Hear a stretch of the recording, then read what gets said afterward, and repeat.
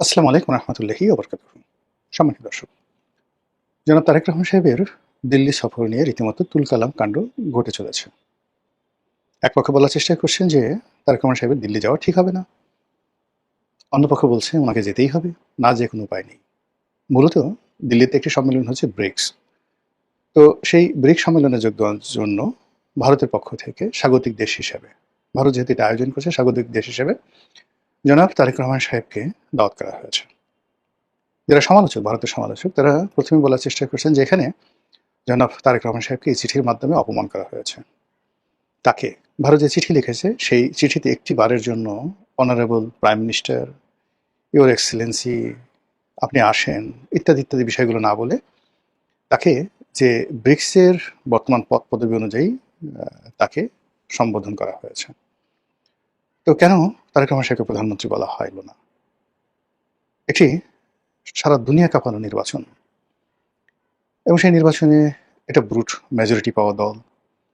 দীর্ঘদিন যিনি লন্ডনে ছিলেন এবং সেই লন্ডন থেকে এসে যেভাবে তিনি ভিডিভিসির মতো এই দেশে সবকিছু জয় করলেন, বিজয়ী হলেন, সরকার গঠন করলেন, এবং স্বয়ং ব্রিটিশ সরকার যেখানে আশ্চর্য হয়ে গেছে যে তাদের দেশে এরকম একজন রত্ন এতদিন পড়েছিল।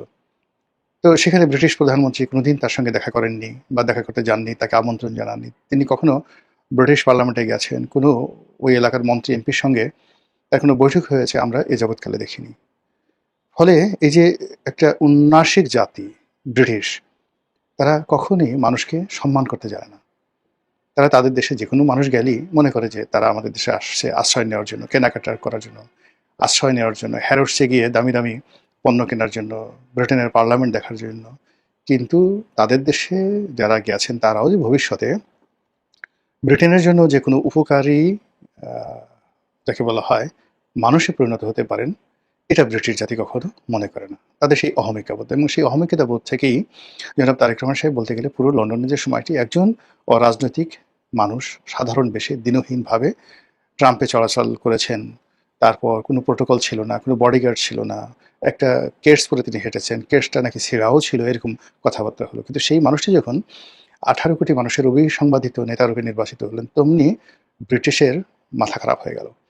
এখানে ব্রিটিশ রাষ্ট্রদূত যিনি বাংলাদেশে আছেন তিনি গিয়ে সরাসরি তার সাথে দেখা করলেন, সম্মান প্রদর্শন করলেন। তো এইরকম একজন রাষ্ট্রপতি, আহ, প্রধানমন্ত্রী, সরকার প্রধান, মানে বাংলাদেশের মতো জায়গাতে তারেক রহমান সাহেব যে চমক সৃষ্টি করেছেন সাম্প্রতিক সময়, এরকম চমক কেউ তৈরি করতে পারেনি। তো এইরকম চমক তার একজন প্রধানমন্ত্রী, যাকে পেয়ে আনোয়ার ইব্রাহিম সাহেব রীতিমতো পাগল হয়ে গেলেন, মালয়েশিয়ার প্রধানমন্ত্রী, এবং সমস্ত প্রোটোকল ভেঙে একটি বাংলা গান দিয়ে একটা ভিডিও ক্লিপ তৈরি করলেন, আমার বন্ধু মহাজাদু জানে, হাবিব ওয়াহিদের একটা সুপার ডুপার হিট গান দিয়ে মালয়েশিয়ান সরকার সেটা তাদের যে অফিসিয়াল ফেসবুক পেজ রয়েছে সেখানে তারা সেটা আপলোড করে দিলেন। এটা বাংলাদেশ কখনো কল্পনা করেছে? সেখানে 80 বছর, 82 বছরের একজন মানুষ, আনোয়ার ইব্রাহিম, অত্যন্ত ত্যাগী, প্রাজ্ঞ, তার মতো মানুষ তারেক রহমান সাহেব তার চেয়ে প্রায় 20 বছরের ছোট। তো এরকম একজন মানুষকে বন্ধু হিসেবে তিনি গ্রহণ করেছেন। আমার বন্ধু মহা জাদু জানে, এ কি মুখের কথা? তারপর একই অবস্থা হয়েছে বেইজিংয়ে, যেখানে সারা পৃথিবীকে ডমিনেট করে চীনের প্রেসিডেন্ট। তিনি ডোনাল্ড ট্রাম্পকে দৌড়ের উপর রেখেছেন। রাশিয়ার প্রেসিডেন্টকে তিনি মন্ত্রমুগ্ধের মতো মোহমুক্ত রেখেছেন। সমস্ত মধ্যপ্রাচ্যে এখন বলতে গেলে সফট ইকোনমি 100% নিয়ন্ত্রণ করে চায়না। তো সেই চীনের প্রেসিডেন্ট মিস্টার শি, তিনি যেভাবে জনাব তারেক রহমান সাহেবকে সম্মান দেখিয়েছেন, তার সঙ্গে কথা বলেছেন, হ্যান্ডশেক করেছেন, তাকে গার্ড অফ অনার দিয়েছেন। তো এর সঙ্গে যদি আপনি ব্রিক্স সম্মেলনে ভারতের যে চিঠি, তারেক রহমান সাহেবকে যে চিঠি দেওয়া হয়েছে এখানে অংশগ্রহণ করার জন্য, এটা রীতিমতো অবমাননাকর। কাজেই তারেক রহমান সাহেব সেখানে যেতে পারেন না, যাবেন না। এবং আমাদের মতো যারা ইউটিউব করেন, ইনফ্লুয়েন্স করেন, তারা বলছে যে না, একেবারে বাপের বেটার মতো কাজ হয়েছে, কোনো অবস্থাতে সেখানে যাওয়াটা ঠিক হবে না। অন্যদিকে ভারত, তারাও তো সারা জীবন বাংলাদেশের উপর দাদাগিরি করে আসছে সেই 1971 থেকে। তারা মনে করছে যে এই যে যুদ্ধ করেছে তারা পাকিস্তানের সঙ্গে, আর পাকিস্তানকে পরাজিত করে যে বিজয়ের যে মধুটি, হাড়িটি, এটি তারা নিজেদের দখলে না নিয়ে এটি বাংলাদেশে তারা শেখ মুজিবের হাতে, বঙ্গবন্ধু শেখ মুজিবুর রহমানের হাতে তুলে দিয়েছে। এই জন্য বাংলাদেশের স্বাধীনতা নিয়ে তাদের একটা অহমিকা বোধ আছে, গর্ব আছে।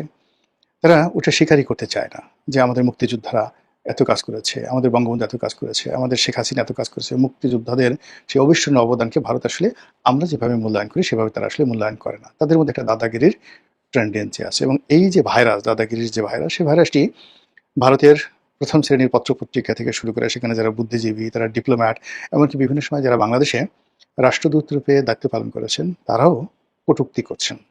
রীতিমতো অবমাননাকর কথাবার্তা বলছেন, টিটকারি করছেন, ঠাট্টা করছেন, মশকরা করছেন। তাদের বক্তব্যের মোদ্দা কথা হলো যে তারেক রহমান সাহেবকে ভারতে যেতেই হবে। কেন যেতে হবে? এই কারণে তাদের সঙ্গে আমাদের যে পানি চুক্তি আছে, গঙ্গা পানি চুক্তি, এটা শেষ হয়ে গেছে এবং গঙ্গা পানি চুক্তি যদি নবায়ন করতে হয়, গঙ্গা থেকে পানি আনতে হয়, তাকে গঙ্গা ব্যারেজ তৈরি করতে হয়, তাহলে অবশ্যই ভারতকে তেল দিতে হবে, তাকে দাদা মানতে হবে এবং সেখানে নমস্য নমস্য করে যেতে হবে। আর বিএনপির যারা লোকজন তাদের বক্তব্য হলো যে গোষ্ঠী মারেই তোর সেই পানি চুক্তি। আমরা তো 96 থেকে 2001 সনে ক্ষমতায় ছিলাম। তারপরে 1991 থেকে আমরা 1996 সন পর্যন্ত ক্ষমতায় ছিলাম। তো এই ২ পিরিয়ডের একটা পিরিয়ডে আমাদের তো পানি চুক্তি ছিল না। 91 থেকে 96 কোনো পানির চুক্তিই ছিল না। তো তখন কি গঙ্গায় পানি আসেনি? তখন কি পদ্মা নদীতে ইলিশ তৈরি হয়নি? বরং এখন যে ইলিশ, তার চেয়ে ভালো ইলিশ তখন ছিল। এখন ইলিশ খাওয়া যায় না। ইলিশ থেকে গন্ধ আসে, বড়, বড় ডিম হয়, পেটে কোনো তেল নেই, দামও অনেক বেশি। কিন্তু 91-92 সনে এই ঢাকার বাজারে ইলিশ অনেক সস্তা ছিল। তা আমাদের তোমাদের পায়ে পড়ে এত তেল দিয়ে দরকারটা কি? আমরা কি যে করব তোমাদেরকে তোমরা কল্পনাও করতে পারো না। আমরা এখানে তিস্তা ব্যারেজ করব, আমরা এখানে গঙ্গা ব্যারেজ করব এবং বর্ষাকালে আমাদের যে পানি আসবে সেই পানিকে আমরা বিভিন্নভাবে ব্যবহার করে আমরা সেই এই দেশকে রক্ষা করব। তোমাদের গঙ্গা চুক্তি নিয়ে আমরা আন্তর্জাতিক আদালতে যাব এবং এই আমাদের আন্তর্জাতিক আদালতে যাওয়ার ফলে কি হবে, তোমাদের 12টা বাজবে। তোমরা এই গঙ্গা চুক্তির নাম করে আমাদেরকে ঠকিয়েছো, এটা দরকারই ছিল না। এর কারণ হলো আন্তর্জাতিক নদী, সেই নদীর প্রবাহ পথে উজানে তোমরা কোনো অবস্থাতেই আমাদের সম্মতি ছাড়া বাঁধ নির্মাণ করতে পারো না। তোমরা সেই ফারাক্কা বাঁধ নির্মাণ করে এক্সক্লুসিভ দাদাগিরি করে আমাদের পুরো বাংলাদেশটাকে তোমরা শ্মশানে পরিণত করেছো। সুন্দরবনে জীববৈচিত্র্য নষ্ট করে ফেলেছো। পুরো ভাটির অঞ্চলে পদ্মা, মেঘনা, যমুনার যে অববাহিকা, রাজশাহী থেকে শুরু করে একেবারে সেই পটুয়াখালী পর্যন্ত এই এলাকাতে যে স্যালিনিটি বৃদ্ধি পেয়েছে, নদীর ভাঙ্গন হয়েছে, যে চর পড়েছে, জৈব বৈচিত্র্য নষ্ট হয়ে গেছে, হাজার হাজার পশু পাখি তারা তাদের অস্তিত্ব বিলীন করে ফেলেছে। তো কাজেই আমরা তোমাদেরকে ছাড়বো না। আমরা তোমাদেরকে আন্তর্জাতিক আদালতে মামলা করবো, তোমাদেরকে নাকানি খাওয়াবো, চুবানি খাওয়াবো। এরপর তোমরা গঙ্গা চুক্তি আব্বা আব্বা করে করবে। তোমরা আমাদের দেখো না, আমাদের পাকিস্তানের সঙ্গে আমাদের যে যখন সম্পর্ক ছিল তখন আমাদেরকে তোমরা আব্বা ডাকুনি। তখন তো গঙ্গার ফারাক্কা বাঁধ পাকিস্তান জমানাতে তোমরা তৈরি করে রেখেছো, কিন্তু সেই ফারাক্কা বাঁধ তো চালু করতে সাহস পাওনি। বাংলাদেশকে স্বাধীন করে বঙ্গবন্ধু শেখ মুজিবুর রহমানের কে কনভিন্স করে তোমরা পরীক্ষামূলকভাবে এটা চালু করতে গিয়ে একদম পার্মানেন্টলি বাংলাদেশে বাস দিয়ে দিচ্ছ। আমরা সেই কাজ করবো না। দরকার হলে এই ফরাক্কা বাঁধ আমরা পাকিস্তানের সহযোগিতা নিয়ে ফরাক্কা বাঁধ উড়িয়ে দেবো, ফরাক্কা বাঁধই থাকবে না, ঘোড়ার ডিম যত সব। এরকম কথাবার্তা তো অনেকে বলার চেষ্টা করছেন, এরকম স্বপ্ন অনেকে দেখছেন এবং অনেকে এও বলার চেষ্টা করছেন যে আন্তর্জাতিক আদালতে যদি এই ফারাক্কা বাঁধ, গঙ্গার পানি চুক্তির ন্যায্য হিস্যা পালন না করা, বাংলাদেশকে কম পানি না দেওয়ার কারণে, কম পানি দেওয়ার কারণে এদেশের যে ক্ষয়ক্ষতি হয়েছে, এই ক্ষয়ক্ষতির পরিমাণ বিলিয়ন বিলিয়ন নয়, ট্রিলিয়ন ডলার, মানে হাজার কোটি মার্কিন ডলার। এটা ভারতের কাছ থেকে আমরা শিকল দিয়ে, নাকে দড়ি দিয়ে আমরা আদায় করতে পারবো। এখনো তো পৃথিবীতে আইন আছে, কানুন আছে, ভারতে না থাকতে পারে, আমাদের দেশে তো আছে। আমাদের দেশে আইনের শাসন আছে, আমাদের দেশে বিচার ব্যবস্থা আছে, আমাদের দেশে জুডিশিয়ারি আছে, আমাদের দেশের জনগণের ঐক্য আছে। আমরা কথায় কথায় মানে কোটি কোটি মানুষ ভারতের বিরুদ্ধে যদি আমাদেরকে মার্চ করতে বলা হয়, সেখানে ফারাক্কা মিছিল করতে বলা হয়, আমরা না খেয়ে হলেও সেই ফারাক্কা মিছিলে অংশগ্রহণ করব। কাজে এটা নিয়ে ভারতীয় পত্রপত্রিকা যে যাকে বলা হয় প্রচার করছে, নেতিবাচক প্রচার করছে, সেই প্রচারে আমরা আসলে বিভ্রান্ত হব না। আমরা আমাদের মান সম্মান ঐতিহ্য নিয়ে থাকবো। আমাদের প্রধানমন্ত্রী, তাকে যদি নিতে হয় তাহলে তার শর্ত মানতে হবে, তাকে যদি নিতে হয় তার কথা মানতে হবে, তাকে যদি নিতে হয় তাহলে তাকে সম্মানিত করতে হবে। আপনি তাকে দাওয়াত করে নেবেন, নেওয়ার পরে আপনি নেওয়ার সময় এয়ারপোর্টে কী করবেন, ওখানে নিয়ে কীভাবে তাকে সম্মানিত করবেন, এই ব্যাপারে কোনো কথাবার্তা নাই। তারপর ওখানে গিয়ে আপনি নিয়ে যদি আবার আপনি শেখ হাসিনার কথা বলেন, আওয়ামী লীগের কথা বলেন, তার উপর চাপ প্রয়োগ করেন, ভদ্রলোক মানুষ তিনি গিয়ে সেখানে আপনাকে কী কথাবার্তা বলবে, ফলে that should be settled earlier এবং অন প্রায়োরিটি বেসিস।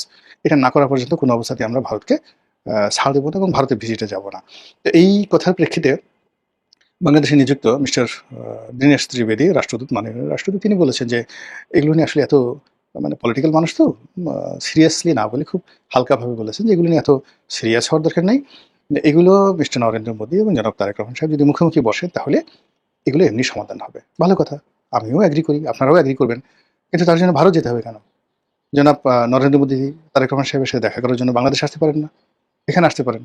অথবা এই যে সেপ্টেম্বর মাসে তিনি যখন জাতিসংঘ যাবেন জনাব তারেক রহমান সাহেব, তখন তো ইচ্ছা করলে নরেন্দ্র মোদী এসে তারেক রহমান সাহেবের হোটেলে দেখা করতে পারেন, বাংলাদেশের দূতাবাসটা কার্টেসি ভিজিট করতে পারেন, অথবা অন্য কোনো তৃতীয় জায়গাতে গিয়ে যার যা সম্মান রক্ষা করে সেখানে একটা বৈঠক হতে পারে। কিন্তু একেবারে তারেক রহমান সাহেবকে ওখানে ব্রিক্সের সম্মেলনে গিয়ে তাদের হুকুম মেনে তাদেরকে তোয়াজ তদবির করে তারপর সেখানে যেতে হবে, এইরকম বিপদে তো বাংলাদেশ এখনো পড়েনি।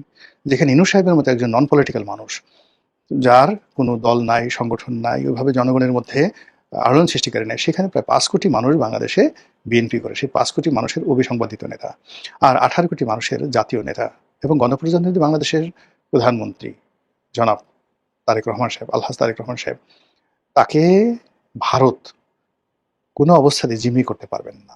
তার সঙ্গে জনগণ আছেন, দেশ আছে, জাতি আছে, কাল আছে, তাদের এই দেশের বুদ্ধিজীবী, সাহিত্যিক, সাংবাদিক, সম্পাদক থেকে শুরু করে সবাই, আপনি চিন্তা করেন কতটা ভালোবাসা থাকলে তারা জনাব তারেক রহমান সাহেবের সাথে দেখা করেন, দুপুরে একসাথে লাঞ্চ করেন, 150 টাকার ডিম ভাজি বা ডিম ভুনা, ভাত, ডাল এগুলো খেয়ে এসে তারা একবারও উফ শব্দ করেন না এবং বলেন অমৃত খেয়ে আসলাম।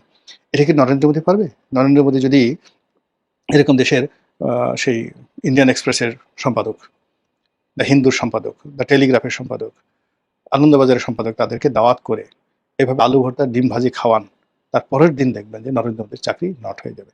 তো কাজেই এই যে এখন বাংলাদেশ এবং ভারতের মধ্যে যে সম্পর্ক এবং তারেক রহমান সাহেবের ভারত যাওয়া নিয়ে যা কিছু হচ্ছে, তাকে নেওয়ার জন্য ভারত যে কাজগুলো করছে, এটা কি ভারত সঠিক করছে নাকি আমরা সঠিক করছি, এই বিবেচনার ভার আপনাদের উপর ছেড়ে দিলাম। মহান আল্লাহ আমাদের সবাইকে হেদায়েত দান করুন এবং হেফাজত করুন। আসসালামু আলাইকুম ওয়া রাহমাতুল্লাহি ওয়া বারাকাতুহু।